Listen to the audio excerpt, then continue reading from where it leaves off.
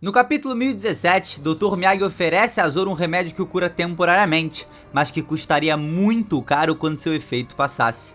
E depois de 21 capítulos, agora no 1038, a gente tá presenciando esse débito. Sangrando e sofrendo o dobro de todo o sofrimento que recebeu durante a guerra em Onigashima, o espadachim recebe uma visita um tanto quanto curiosa. O próprio ceifador de cartas, o puro osso, o arauto do final, indicando que seu fim está próximo. Ou será que não? A real é que é muito difícil imaginar a morte de um personagem tão importante como o Zorão e que ainda tem um incrível sonho para ser realizado. Mas mesmo assim, essa aparição cria algumas teorias e possíveis situações que podem se desenrolar. Por isso, nesse vídeo, eu vou trazer um compilado com as melhores possibilidades para justificar o que é a morte perante Roronoa Zoro. 1. A personificação da Ema. Quando mencionada pela primeira vez, a lendária espada de Kozuki Oden é dita como uma lâmina capaz de cortar até o fundo do inferno, revelando sua temática evidente com o submundo. E para potencializar ainda mais essa relação, há duas referências claras para essa espada se chamar Ema. O nome Ema vem do chinês Yamo, tradução do nome Yama, que era simplesmente o deus da morte no hinduísmo. Mas não para por aí. O grande rei demônio do budismo se chama Ema Daioh e sua responsabilidade é julgar os mortos no mundo dos espíritos. Inclusive, o próprio Dragon Ball já fez referência a essa divindade com o clássico Senhor Ema Daioh. Então a relação da Ema com o inferno, o submundo e a morte vem ganhando cada vez mais força, mas o que justificaria a aparição desse ceifador sinistro perante a Zoro? Como uma espada se projetaria dessa forma? No capítulo 1033, descobrimos que uma espada possui vontade própria e só se submete ao espadachim se ele for merecedor de empunhá-la. Zoro consegue domar Ema ao utilizar o seu haki do rei, deixando o medo da morte de lado e abraçando o desejo de sua espada. Então o que Oda está dizendo aqui é basicamente que alguns objetos no universo de One Piece possuem alma, possuem uma vontade própria. E o melhor exemplo que temos para isso, onde também vemos a projeção do espírito do objeto, é com Going Merry. O navio, apesar de ser apenas um objeto, demonstra vontade própria ao se dirigir sozinho para salvar o Chapéu de Palha em Enies Lobby, além de bradar suas últimas palavras de agradecimento em seu triste funeral. E para completar, o Oda ainda desenha sua forma personificada, seu Klabautermann, para evidenciar que sim, Going Merry, apesar de ser um simples objeto entre várias aspas, tem alma, personalidade e também tem vontade própria. E tendo como exemplo esse lendário navio, fica claro que os outros objetos também podem ser capazes de projetar seu próprio espírito. Então é isso que justificaria a aparição desse ceifador sinistro perante a Zoro. É isso que justificaria uma espada se projetar dessa forma. E no caso da Ema, sua personificação, ao invés de ser fofa e carinhosa como a do Merry, seria altamente conectada ao inferno, ao submundo e também à morte. Ou seja, o ser misterioso à frente de Zoro. Mas o que justificaria a espada reagir de maneira tão agressiva ao seu novo portador? Dois motivos muito fortes. Primeiro, a Ema, cuja temática está totalmente relacionada às trevas, foi a maior obra do lendário ferreiro Shimotsuki Kozaburo, que acreditava fielmente que uma espada possui apenas um propósito para sua existência: o propósito de matar, simplesmente ceifar almas. E se essa lâmina é sua criação suprema e seu maior conceito para a criação de uma espada é que elas são feitas para matar, não é difícil imaginar que essa ideia tenha se enraizado por toda a estrutura da espada e contribuído para a formação desse seu espírito maligno. Então a influência de seu criador e sua ideologia para essas armas é um dos motivos para a agressividade mostrada pela Ema. Segundo, a última frase de Zoro ao derrotar o King pode ter gerado uma reação estranha dessa espada.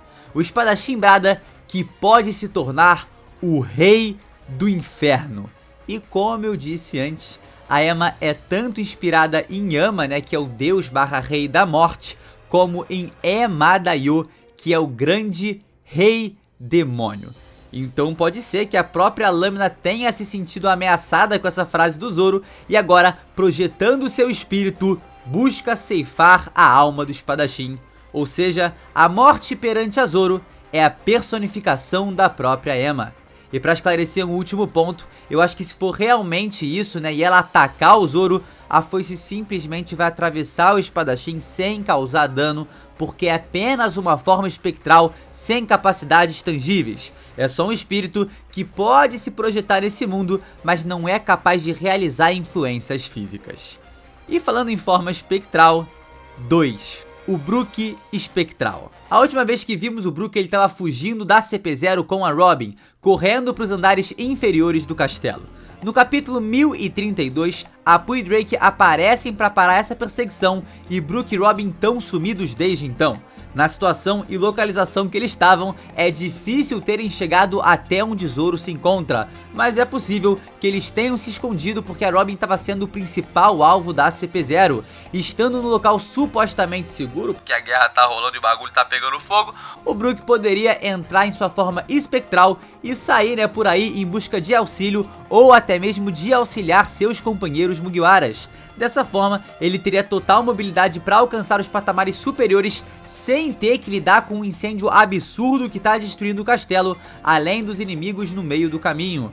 Mas cara, por que o Brook chegaria com aquela violência pra cima do Zorão, mano, apontando a foice ali, descendo ela, querendo ceifar sua alma e assustando o espadachim?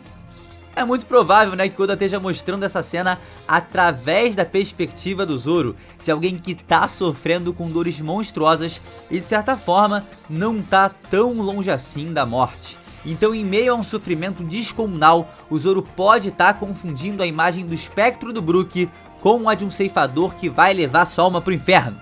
Isso seria engraçado, né, porque levaria essa cena tensa pra caramba pra um lado muito mais cômico. E se for de fato uma alucinação, pode ser que algum composto do remédio do Dr. Miyagi possa trazer esse efeito colateral. No mais, se a gente analisar o crânio desse bicho feio, ele é desenhado de uma maneira muito parecida com a do Brook. Não é como se também crânios em geral tivessem uma grande diferença, né? Enfim, eu acho que tem uma boa chance do Oda fazer uma brincadeira como essa, porque por mais que ele seja o mestre em criar tensão, ele também adora uma boa piada. Então pode ser que o Zoro esteja enxergando ali a morte, mas na realidade é só o Brook, ele tá sofrendo com muitas dores e tá imaginando coisas. E falando nessa possibilidade de ser um efeito colateral, temos aí a possibilidade 3, que é efeito colateral. Uma possibilidade forte é que se trata mesmo de uma alucinação, um efeito colateral da droga do Dr. Miyagi. Esse remédio apenas diz que o Zoro vai sofrer em dobro depois que o efeito da droga passar, o que a gente pode entender como o retorno da dor de maneira intensificada, mas quem sabe o Oda não ocultou um outro efeito colateral, quem sabe o próprio Dr. Miyagi não ocultou um outro efeito colateral. Não seria um absurdo que o Zoro, em uma situação de extremo perigo e proximidade da morte, depois de tomar esse remédio maluco, tenha visto coisas relacionadas à situação que ele tá? O espadachim acabou de derrotar um verdadeiro demônio e tá paralisado no meio de uma guerra com 2 Yonkous explodindo tudo pra todos os lados, ou seja, a situação é muito periculosa e o medo da morte paira por todo mundo naquela região. Basicamente, a morte ali também pode representar o dano causado pelo remédio, ou seja, essa figura seria a representação da dor em dobro que o Zoro vai receber depois do efeito do remédio passar.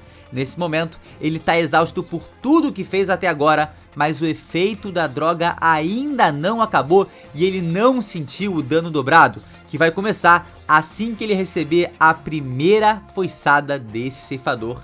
E aí, provavelmente vai ter uma sequência de golpe ali, etc. Ou basicamente vai ser uma foiçada para simbolizar todo o sofrimento que ele vai receber.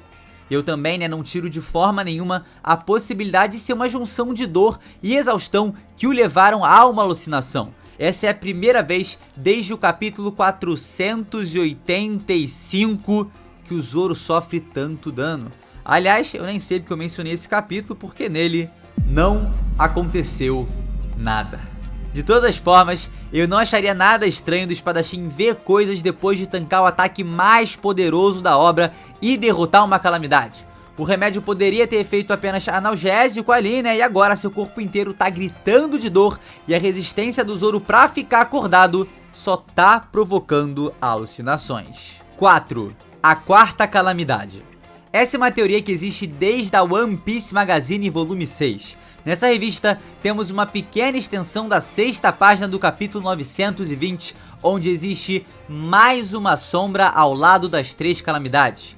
Até hoje, não sabemos exatamente o que seria essa sombra a mais. Pode ser que não seja nada, pode ser que seja um erro do Oda, pode ser que nós, fãs de One Piece, queremos ver aí alguma coisa que não tem nada a ver porque a obra é cheia de detalhes.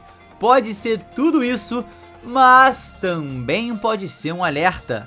As calamidades do Kaido são baseadas nas figuras apresentadas no baralho, sendo elas King, o rei, Queen, a rainha e Jack, o valete. Mas e se todo esse tempo Kaido tava de boca miúda, porque tinha um verdadeiro as nas mangas?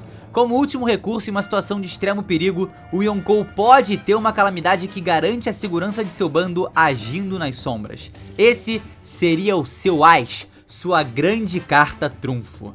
A aparência do ceifador que se apresenta agora na frente do Zoro se assemelha à imagem que vemos dessa possível 4ª calamidade. Isso traria 1000 complicações pro arco, porque além da explosão de Onigashima, Big Mom, Kaido, a CP0 e muitos outros problemas, nossos queridos chapéus de palha que tão exaustos e feridos precisarão enfrentar mais uma calamidade. E a gente já viu o nível de força delas. Se King era mais poderosa e deu aquele trabalho gigantesco pro Zoro, imagina se esse as é ainda mais poderoso que ele. Imagina o caos que ele poderia instaurar nessa guerra. Seria talvez um verdadeiro adversário à altura do Jinbe? De qualquer forma, se for uma nova calamidade, meus queridos, a coisa vai ficar muito feia pra aliança. 5. A própria morte. Quem sabe estamos realmente falando da morte. Zoro abusou dos limites de seu corpo e pode estar a poucos segundos de morrer. Já não conseguindo mais mexer seu corpo e tendo usado muito haki, o espadachim precisaria da ajuda rápida de algum amigo. Quem sabe Frank, né, que nesse mesmo capítulo mostrou que estava procurando o Zoro e foi apresentado numa região próxima dele, não encontre o espadachim antes da foice descer e ceifar sua alma. Vale lembrar que apesar de ter lutado contra o Sasaki, o Frank mal recebeu dano, pois todos os golpes foram recebidos pelo Frank Shogun. Ou seja, o Super Frank tá on fire pra cair na porrada até mesmo contra a morte. Mas sejamos sinceros aqui também, né, o Zoro solaria até a morte, né? Bom, só sei que se for realmente a morte vindo buscar o Zoro, o Oda vai ter adicionado mais um fator de urgência no final desse arco de Wano. Pois não só possuímos um yokai de fogo prestes a explodir Onigashima, a CP0 caçando os Mugiwaras e a queda da ilha no meio da capital das flores, ainda teríamos uma verdadeira bruxa à solta na região, a morte preparada para levar diversas almas nessa guerra. 6. A música da Hiyori. De todos os cenários que estão ocorrendo ao mesmo tempo em Wano, muitos podem ter se esquecido de um Hiyori e Orochi. Orochi só possui mais uma cabeça, as outras foram cortadas pelos bainhas e também pelo Kaido. A víbora entra na farsa de Hiyori e decide sentar ao seu lado enquanto espera por Fukurokujo, que está em um duelo incrível, lendário, sensacional, né, de resistência contra o Raizou. E agora você deve estar se perguntando o que isso tem a ver com o Zoro. Então vamos levantar aqui 2 cenários. Um é que o ceifador não é pra ele, mas sim para o Orochi. O Orochi tinha aquele medo dos fantasmas, o medo da morte, tremia na banheira e pode ser que a morte aí esteja aparecendo para buscá-lo. Gosto de pensar também que a Hiyori possui algum plano pra essa situação, né? Ela atraiu o canalha pra uma sala fechada usando sua música e sua personagem como Murasaki. Então meio que pra mim não é possível que ela não tenha um plano estabelecido, né? Ela decidiu se afastar de seus colegas pra não distrair eles na preparação da guerra. E ela vai decidir se vingar do Orochi sem um plano? É muito estranho, eu acho que ela tem realmente um plano ali e tá colocando ele em ação. Mesmo que isso não envolva o uso da Mino Habakiri ou alguma outra espada, a Hiyori pode ter preparado uma arma de fogo ou alguma artimanha para acabar com o mal de Orochi de uma vez por todas. Sendo assim, Zoro não vê o seu ceifador, mas sim o ceifador de Orochi, anunciado pela música tocada pelo Shimasen de Hiyori. É claro que isso poderia ser uma espécie de poder através da música, algo que não existe muito bem no mundo de One Piece, mas o Brook também meio que já fez isso algumas vezes, só que no caso dele, dá pra relacionar a sua fruta. Porém, olha que detalhe interessante, né? No passado, a Miss Golden Week usava poderes através de sua pintura, e não era uma Akuma no Mi, o que é bem bizarro. Então pode ser que através da sua arte musical refinada, Hiyori possa estar gerando algo como aquele espírito, talvez algo que possa atingir fisicamente, ou só essa questão do simbolismo. Só que eu acho que essa possibilidade aqui, tá, é menos plausível entre as 7 que eu vou levantar durante esse vídeo. Que no caso essa é a 6ª, eu já levantei outras 5. E o segundo cenário, né, é que a Hiyori pode estar tocando uma música que possui como tema a morte, pressionando Orochi e esperando o momento ideal para atacá-lo. Como a gente viu no decorrer de sua luta contra o King, o Zoro ouviu uma música estranha, ouviu um som esquisito. Com a passagem do efeito do remédio, seu cérebro entorpecido pode estar interpretando a música e criando essa imagem. Talvez até mesmo se trate de um sonho onde inconscientemente ele escuta a música e forma essa figura à sua frente. Apesar de, mais uma vez, eu achar essa possibilidade bem menor do que as outras, porque, cara... Tá bom, ele tá vendo lá o capeta, mas a sua música não vai ter uma relevância real, aquela imagem aparecendo na frente dele. O Oda brincaria dessa forma? Se for um gag pra comédia, excelente. Se for algo pro Zoro trabalhar, excelente. Alguma evolução, enfim, alguma questão ali com o personagem, maneiríssimo. Mas se é uma parada que não vai trazer um benefício ou um malefício pro Zoro e não representar nada, eu não gosto muito da ideia. Espero que você também não. E pra fechar, 7, o Killer. Essa é uma ideia original do Chris, membro muito querido aqui do canal. Se o Zoro realmente estiver sofrendo alguma alucinação, um delírio por conta da dor sofrida do remédio, pode ser que a pessoa à sua frente de alguma forma o lembre dessa figura sinistra. E pode ser que o personagem ali presente seja o Killer, que derrotou o Hawkins e agora se encontra desaparecido no meio dessa guerra maluca. E por que o Zoro remeteria o ceifador de almas ao Killer? No início de um ano, o Zoro enfrentou o Kamazo, um alter ego do Killer que usava uma foice para combate. Como o Kid tá ajudando o Luffy, o Killer poderia muito bem ajudar o Zoro. Os dois são braços direitos de seus capitães e a aliança entre eles nunca foi tão forte como agora. Além disso, os dois, né, Killer e Zoro, são os únicos dois supernovas não capitães e possuem diversos paralelos entre si. Então, a imagem do Killer pode estar sendo confundida com a própria morte. E esse foi o vídeo, meus queridos. Espero de verdade que você aí tenha gostado. Não esquece de deixar aquele like, se inscrever no canal. Mano, muita coisa boa pela frente. Vamos falar muito de One Piece aí nesse ano. Então é isso, tá? Não esquece de acompanhar a gente também nas nossas outras redes sociais. E é isso, meus queridos. A gente se vê sem sombra de dúvidas, você sabe, exatamente num próximo vídeo. É isso, galera. Valeu!